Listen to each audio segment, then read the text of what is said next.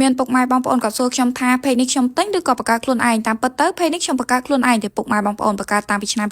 2023រៀនថ្នាក់ទី10រៀនបង្កើតតាម YouTube នឹងឯងគ្រាន់តែថាឆ្នាំ2023ខ្ញុំអត់សូវមានពេលធ្វើវីដេអូប្រហែលទេណាមួយដោយសារតែពេលហ្នឹងជាប់រៀនផងទើបតែរៀនថ្នាក់ទី10រៀនតាំងពីពេលពុកម៉ែបងប្អូនគឺរៀនពេលព្រឹកផងពេលថ្ងៃផងតតែម៉ោង4ល្ងាចចេញពីសាលាមកគឺត្រូវមកផ្ទះដាំបាយធ្វើម្ហូបស្លទៀតទម្រាំតែស្លឆ្អិនគឺម៉ោង6យប់ម៉ាត់ហើយពេលហ្នឹងខ្ញុំធ្វើម្ហូបដោយសារតែម៉ែខ្ញុំក៏ចត់ធ្វើការងារនឹងឯងគឺធ្វើការងាររោងចក្រគាត់ធ្វើតាំងពីខ្ញុំរៀនថ្នាក់ទី1រហូតដល់បច្ចុប្បន្ននេះឯងពុកម៉ែបងប្អូនអញ្ចឹងទៅគឺគាត់មានពេលធ្វើម្ហូបទេអញ្ចឹងគឺខ្ញុំអ្នកធ្វើម្ហូបហើយខ្ញុំចាប់ផ្ដើមធ្វើម្ហូបតាំងពីខ្ញុំ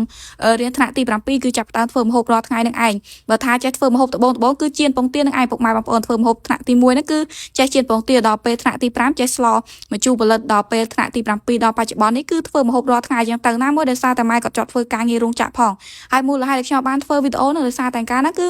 ប្រើទូរស័ព្ទស៊េរីទាបពុកម៉ែបងប្អូនគឺប្រើទូរស័ព្ទ iPhone 6 Plus ចឹងទៅគឺពិបាកថតវីដេអូខ្លាំងមែនតើដោយសារតែផ្ទុកវីដេអូអត់សូវបានច្រើនពេលថតចឹងទៅគឺដឹងតែពេញ memory ចឹងទៅក៏អត់សូវមានពេលធ្វើវីដេអូដែរហើយចឹងទៅក៏ផ្អាកធ្វើវីដេអូទៅយូរបានធ្វើម្ដងនឹងឯងពុកម៉ែបងប្អូនហើយក៏អត់សូវមានពេលធ្វើវីដេអូផុសអីដែរ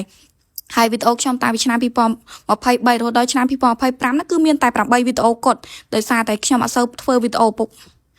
ដោយសារតែខ្ញុំអត់សូវធ្វើវីដេអូពុកម៉ែបងប្អូនដល់ពេលឆ្នាំ2024គឺខ្ញុំទុក page ចោលដោយសារតែពេលហ្នឹងគឺឡើងថ្នាក់ទី11ហើយក៏អត់សូវមានពេលធ្វើវីដេអូដែរដល់ពេលឆ្នាំ2025ខ្ញុំឡើងថ្នាក់ទី12ផ្អាកធ្វើវីដេអូតែម្ដងពុកម៉ែបងប្អូនដល់ពេលខ្ញុំប្រឡងបាក់ឌុបចប់រួចរាល់អស់ហើយដល់ពេលប្រជុំបិណ្ឌចេញលទ្ធផលបាក់ឌុបមកបាទខ្ញុំចាប់ផ្ដើមធ្វើវីដេអូឡើងវិញធ្វើវីដេអូពេលថ្ងៃចេញលទ្ធផលបាក់ឌុបនឹងឯងធ្វើវីដេអូពេលប្រជុំបិណ្ឌពុកម៉ែបងប្អូនប៉ុន្តែដល់ពេលមួយរយៈក្រោយមកក៏ផ្អាក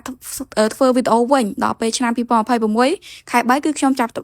ផ្ដើមធ្វើវីដេអូឡើងវិញពុកម៉ែបងប្អូនគឺធ្វើតាំងពីខែ3រហូតដល់បច្ចុប្បន្នគឺធ្វើរាល់ថ្ងៃតែម្ដងអត់មានសម្រាប់ទេសំបីថ្ងៃសៅរ៍ថ្ងៃអាទិត្យខែបនខែទៀនអីក៏នៅតែធ្វើដែរព្យាយាមធ្វើឲ្យបានរាល់ថ្ងៃហើយពេលធ្វើវីដេអូដំបូងឡើងក៏មិនសូវមានអ្នកមើលប្រហែលដែរចំណុចចាប់ផ្ដើមនោះគឺអ្នកមើល100នាក់អីទេពុកម៉ែបងប្អូនឆ្នាំ2023ផុសវីដេអូទៅអ្នកមើល100នាក់200នាក់អីហ្នឹងឯងប៉ុន្តែខ្ញុំអត់សូវបានផុសផងពេលហ្នឹងដោយសារតែជាប់រៀនជាប់អីចឹងទៅជាប់រវល់ណាមួយទូរស័ព្ទក៏ពិបាកថតពិបាកកាត់តទៀតដោយសារតែ memory ទាបចឹងទៅពិបាកដនកម្មវិធីកាត់ត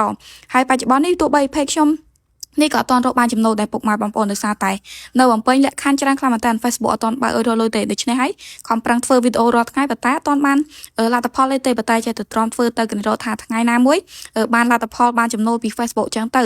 ហើយខំប្រឹងធ្វើរាល់ថ្ងៃអត់មានអីច្រើនទេពុកម៉ែបងប្អូនប្រឹងធ្វើក្រែងរកថាថ្ងៃណាបានចំណូលចឹងទៅហើយការចង់រកចំណូលពី Facebook ហ្នឹងគឺចាប់ផ្ដើមធ្វើតាំងពីថ្នាក់ទី10កាលហ្នឹងនៅរៀនថ្នាក់ទី10ចង់បានចំណូលពី Facebook ប៉ុន្តែ